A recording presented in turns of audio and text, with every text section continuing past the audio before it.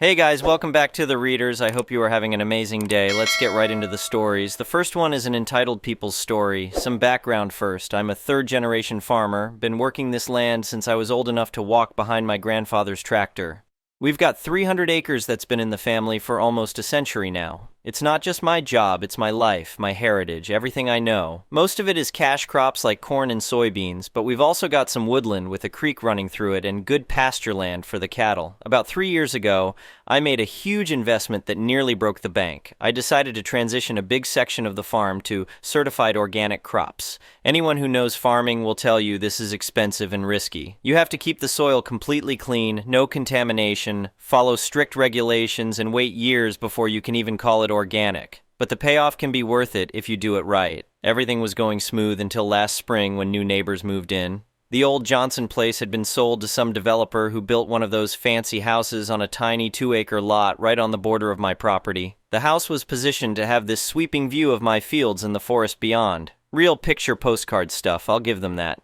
The new owners were a couple in their 40s. Let's call them Kevin and his wife. They were obvious city people who moved out here for what they called the rural aesthetic.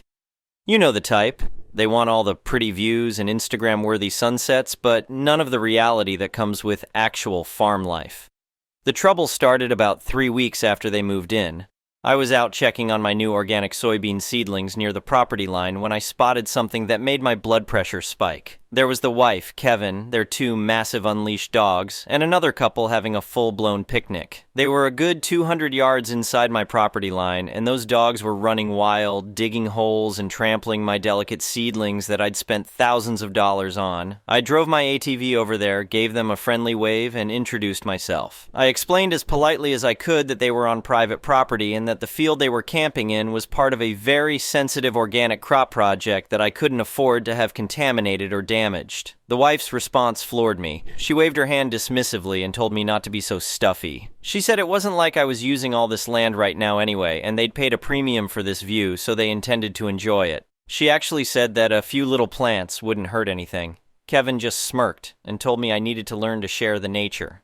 They made absolutely no effort to leash their dogs or pack up their stuff. I stood there for a minute, trying to process the sheer audacity, then told them again that this was private property and they needed to leave. The wife rolled her eyes and said they'd leave when they were done with their lunch. I went back to the house, called my lawyer, and asked what my options were. He told me to document everything and start with the basics, clear signage and boundaries. That weekend, I spent 2 full days installing brand new, private property, no trespassing signs all along the border with their place. Big, official-looking metal signs that nobody could miss. Within a week, half of them had been torn down and thrown in the ditch. The trespassing didn't stop. If anything, it got worse. I'd find them walking their dogs through my fields almost daily, jogging on the dirt roads I use for farm equipment, and even flying a drone over my crops. Each time I approached them, I got the same entitled attitude about how they weren't hurting anything, and I should be more neighborly. Next, I decided to repair the old wire fence that marked the property boundary. It had been down in some places for years since the previous owners never caused any problems. I spent an entire weekend fixing it, stretching new wire, and making sure the line was crystal clear. A few days later, I found a section deliberately cut with wire cutters. That's when I knew these people were escalating things on purpose. The breaking point came about a month later when they decided to throw some kind of big party. I was coming back from town when I saw cars lined up along the road and heard loud music. I drove over to see what was going on and couldn't believe my eyes. They had set up a massive event tent, tables, chairs, and a portable sound system right in the middle of one of my mowed pasture areas where I graze cattle. We're talking maybe an acre of my land being used for their party. There had to be 30 people there, kids running around, dogs off leash again, the whole 9 yards. I parked the truck and walked over to where the wife was holding court near the tent. I told her as calmly as I could that she had 1 hour to move everything back onto her own property before I called the authorities. I explained that this was way over the line and I'd had enough of the trespassing. She actually laughed in my face, told me to get lost and stop trying to ruin her party. Then she pulled out her phone and said she was calling the police herself to report that her unhinged neighbor was threatening her and her guests. I just stood there and waited. About 20 minutes later, a sheriff's deputy pulled up.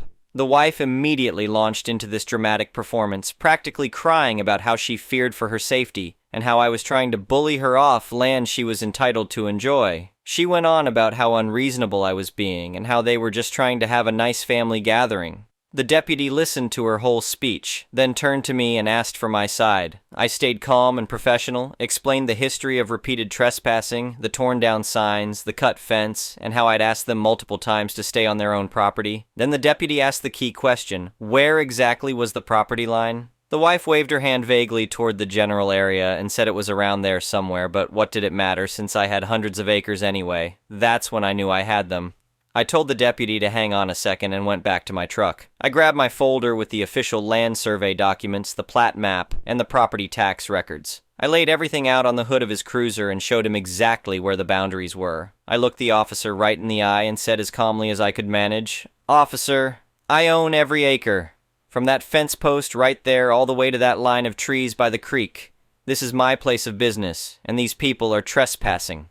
The deputy studied the documents for a few minutes, nodded, and then turned to the wife. He informed her that she and her entire party were trespassing on private property. He told her that if everything wasn't moved back to her own land within 30 minutes, she'd be cited, and her guests could be too. You should have seen her face. She went from smug and entitled to completely humiliated in about 2 seconds. All her party guests were staring at her while she had to admit she'd been wrong the whole time. They packed up that party faster than I've ever seen anything moved.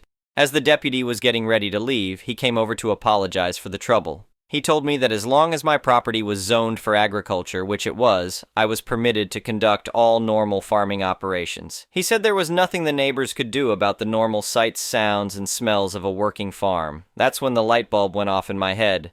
See, these city folks had moved out here for the view. They'd positioned their fancy house specifically to look out over my pretty fields and forest. But they seem to forget that a view isn't something you own unless you buy the land that creates it. I decided it was time for some agricultural improvements right along our shared border.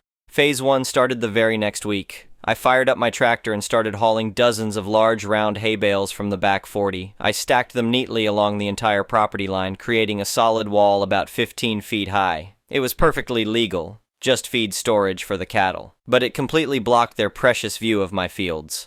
The wife came storming over the day I finished, demanding to know what I thought I was doing. I explained that I was storing winter feed for my livestock, which was a normal farming operation. She threatened to call the county, so I told her to go right ahead. Phase 2 began about a week later. Behind my new hay wall, I started what I called an organic composting operation. This was actually something I'd been planning anyway for my organic certification, but the location and timing were specifically chosen for maximum impact. I got all the proper permits and started trucking in organic materials to create nutrient-rich fertilizer. Chicken manure from a local poultry farm, fish scraps from a cannery, and literal tons of spoiled cabbage from a wholesale market. All perfectly legal and agriculturally sound, but the smell was absolutely overwhelming, especially when the wind blew toward their house.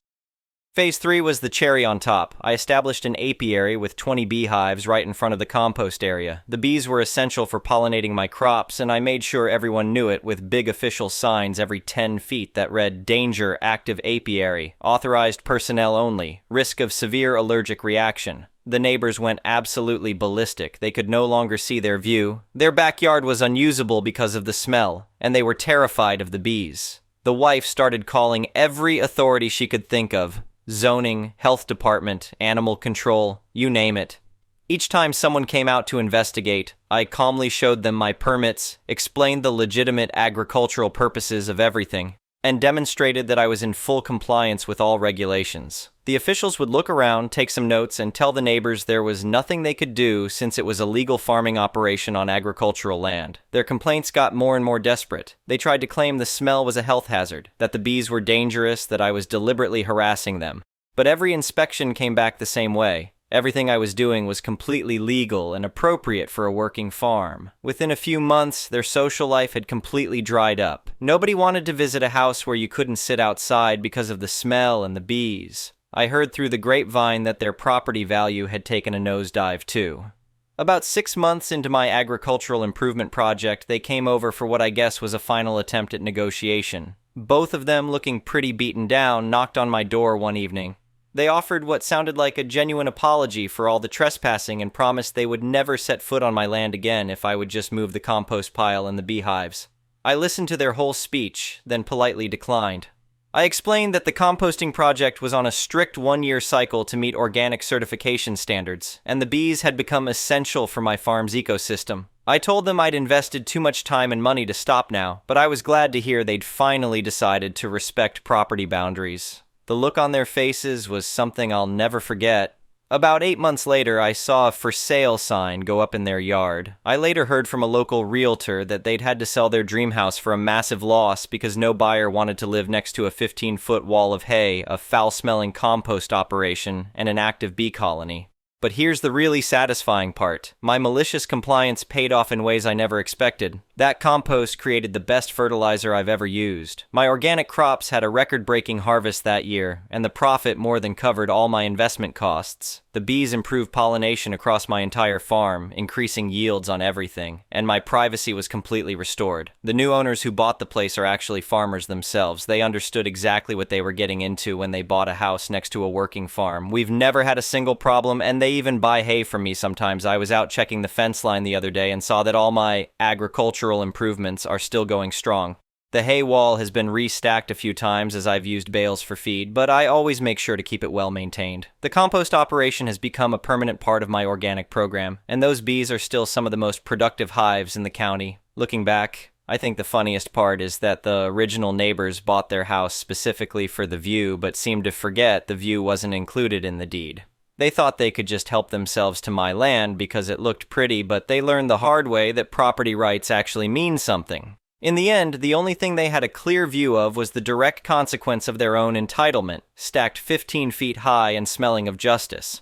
The whole experience taught me something important about dealing with entitled people. Sometimes being polite and reasonable isn't enough. Sometimes you have to use their own tactics against them, but do it completely legally and legitimately. They wanted to enjoy the benefits of living next to a farm without respecting that it was actually a working farm. So I just gave them the full farming experience, sight, smell, and sound included. Update. 2 years later, I thought this story was over, but apparently the universe had one more twist in store for me. About 6 months ago, I got a call from my lawyer with some interesting news. Remember how the original neighbors had to sell at a loss? Well, it turns out they tried to sue me after they moved away. My lawyer said they filed a claim alleging that I had deliberately created a nuisance to force them out and damage their property value. They were seeking damages for their financial loss on the house sale. I'll be honest, I was worried at first. Even though everything I did was legal, the thought of a lengthy court battle wasn't appealing. But my lawyer reviewed all the documentation I'd kept, photos of the trespassing, copies of the permits, records of all my complaints to the sheriff, and told me not to sweat it. The case got thrown out faster than a rotten tomato. The judge ruled that all my farming operations were legitimate agricultural activities protected under state right-to-farm laws. He noted that the neighbors had been repeatedly warned about trespassing and had chosen to ignore property boundaries. The judge actually commented that if they wanted a guaranteed view, they should have bought the land that provided it. But here's the kicker. Since their lawsuit was deemed frivolous, I was awarded attorney fees. They ended up paying my legal costs on top of everything else. My lawyer told me something interesting during all this. Apparently, this kind of thing is becoming more common as city people move to rural areas without understanding what farm life actually involves. He said I handled it exactly right by documenting everything and staying within the law. The really satisfying part came a few months later when I ran into the wife at the feed store in town. She was there with what I assumed was her sister, and they were talking loudly about how unfair their whole situation had been. She spotted me across the store and went quiet immediately. As I was checking out, I heard her sister asking why she suddenly got so quiet. The wife told her that was the farmer who ruined their dream house. Her sister asked what happened, and I couldn't help but overhear the wife's version of events. According to her story, I was a vindictive neighbor who deliberately sabotaged their property out of pure spite. She claimed they were just trying to enjoy the natural beauty of the area, and I retaliated by creating health hazards and environmental problems. She completely left out the part about repeatedly trespassing, cutting my fence, and hosting parties on my land. Her sister listened to the whole sob story, then asked the obvious question, why didn't they just stay on their own property in the first place? The wife got flustered and started talking about how 2 acres wasn't enough space and how unreasonable property lines were in rural areas. I finished my purchase and headed for the door, but I couldn't resist stopping by their aisle on the way out. I politely said hello and asked how they were settling into their new place. The wife turned red and mumbled something about doing fine. Her sister looked confused by the tension. As I walked away, I heard the sister start asking more pointed questions about exactly what had happened. Something tells me the wife was about to get a reality check from her own family. The best part of this whole update, though, is what's happened with my farm. That organic certification I was working toward finally came through last year, and it's been incredibly profitable. The premium prices for organic crops more than justified all the investment and hassle. The composting operation has become so successful that I'm now selling excess organic fertilizer to other farms in the area. The beehives have multiplied, and I've started a small side business selling honey at the farmer's market. What started as malicious compliance has turned into legitimate additional income streams. The new neighbors who bought the house have become genuinely good friends. They're a younger couple who actually grew up on farms and moved here to start their own small agricultural operation. They've rented a few acres from me to grow specialty vegetables for local restaurants, and we've talked about partnering on some projects. Last month, they invited me over for a barbecue, and we all had a good laugh about my hay wall fortress. They've actually kept it up as a windbreak for their garden, so it's serving a legitimate purpose now. The husband joked that it came with the house as a premium privacy feature. The county extension agent has been out a few times to document my transition to organic farming as a case study for other farmers. He was particularly interested in the composting operation and the integrated pest management using the bees. Apparently, I'm now considered something of a local expert on sustainable farming practices.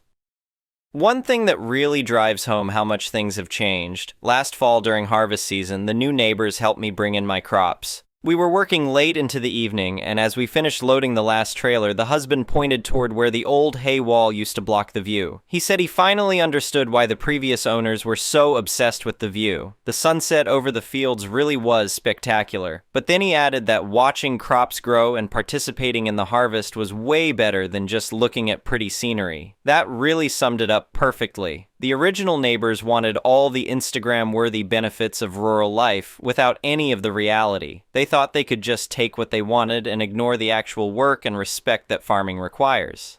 The new neighbors understand that living next to a working farm means you're part of an agricultural community. They respect the land, understand the work involved, and contribute rather than just consume. I still keep all the documentation from the original incident in a file folder just in case, but honestly, I doubt I'll ever need it again. Word has gotten around the local farming community about what happened, and I think it served as a cautionary tale for other property disputes. My lawyer told me he's actually referred several other farmers to my case as an example of how to handle similar situations. Stay within the law, document everything, and use legitimate business operations to protect your rights. The whole experience changed how I think about my farm, too. I used to see it just as the family business, but now I understand it's also a way of life that needs to be protected. Those 300 acres aren't just crops and livestock, they're a heritage and a responsibility. And if anyone else ever decides they want to help themselves to my land, well, let's just say, I've got plenty more agricultural improvements I could implement. The bees are always looking for new places to expand, and I've been thinking about adding some heritage breed pigs to the operation. I hear they can be quite vocal, especially around feeding time. But for now, things are peaceful. The crops are growing, the bees are buzzing, and my property lines are respected. Sometimes the best revenge really is just living well and farming better. The next one is a pro-revenge story. I have a story that started before the COVID pandemic and just concluded a while back. Obligatory first-time poster in English is my third language, so forgive any errors I may make in my use of words. I am a typical simple guy who just likes relaxing and was born with the proverbial silver spoon in my mouth. I am the black sheep of my family, and a middle child to boot, double whammy, but I at least have a little brains and some luck, which I kind of use on a day-to-day basis. Due to my parents' connections, I managed to get into lucrative schools in my country, did my military service and was promoted upward to captain, and later on was shipped off to college out of country. I've never been too close with many people apart from my circle of friends, and I prefer it that way. After my college, I was employed in government, you guessed it, family connections, and after a few years was able to use my name to get ahead and meet people who helped me set up several businesses in my area, a coastal city, where this story happens. The money I used was generally allowances, small inheritance from my late grandma, some investments, a fund that was started when I was a baby, and money gifted to me by family, basically an attempt to not leave me broke enough to embarrass them, even though I'm a simple, low-maintenance fellow LOL. My businesses are booming since the coastal area we live in attracts a lot of tourists, local and international, and of course some locals who wish to mingle with the tourists to get green cards, pen pals, spouses, and such. Typical coastal city, I guess. The incident. As a proprietor of my businesses, I have most, if not all, of my staff on salary since it's the best way for them to gain benefits and is easier for me as a business owner tax-wise. Tipping is more of a gift typically since we do not have a tipping culture. And I have my staff on comprehensive medical insurance, which has additional dental and optical on top of the National Governmental Healthcare Medical Scheme. Our government hospitals provide all services free, but wait times for elective surgeries are exhausting.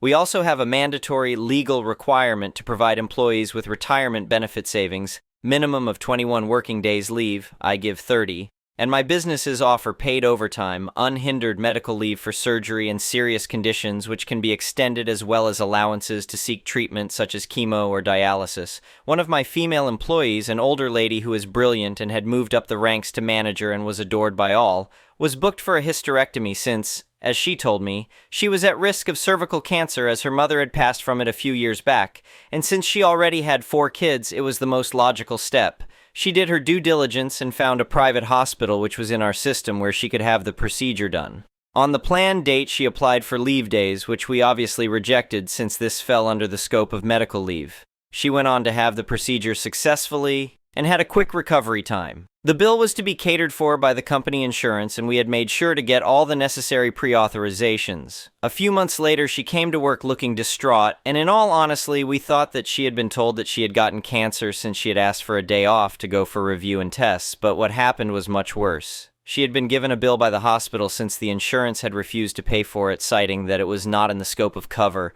We were livid since we had made sure everything was in effing order. I sent my accounts manager to go have a talk with the insurance people as we tried to calm her down. The manager came back super angry and told me that basically after showing them the evidence, the insurance people just told him to buzz off. I decided to personally go visit that office and get a clear understanding of what was happening. They kept me waiting for an hour, and even after that had the audacity to inform me the director from the head office who was in the area had declined to meet me because he was quote-unquote busy. I was pissed to the high heavens, so I decided to go to their head office in the capital city, a 2-hour flight. The head office was no help and informed me that they had revised their policy and that it was not covered. I asked when the policy was revised. They informed me a month prior. I informed them the surgery was done 5 months prior and we had all the documentations. They claimed that it was 12 months retrospective. I inquired why I was not informed of it since this was big news, and I have held policies with them, and they told me that they had informed their large clients and would inform the other clients when their insurances were due for renewal. I demanded to speak to their boss, company vice president, since the CEO was not around, and they boldly told me he had no time for me, and frankly that in verbatim, "We are a large company and have no time to argue semantics with low-end clients. If you don't like it, you can frankly leave and find a new insurance company."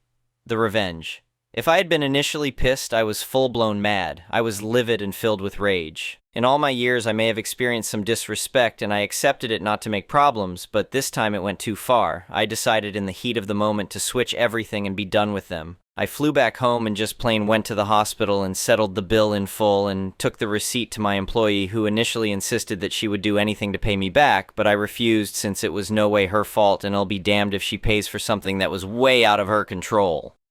I had a few days to cool down and talked with my directors. The words still etched on my mind. I asked how long it would take us to switch to another insurance. They went ahead and checked out a few large rivals of the insurance we had and discovered that if we switched, it would take 6 months for the new insurance to provide full coverage.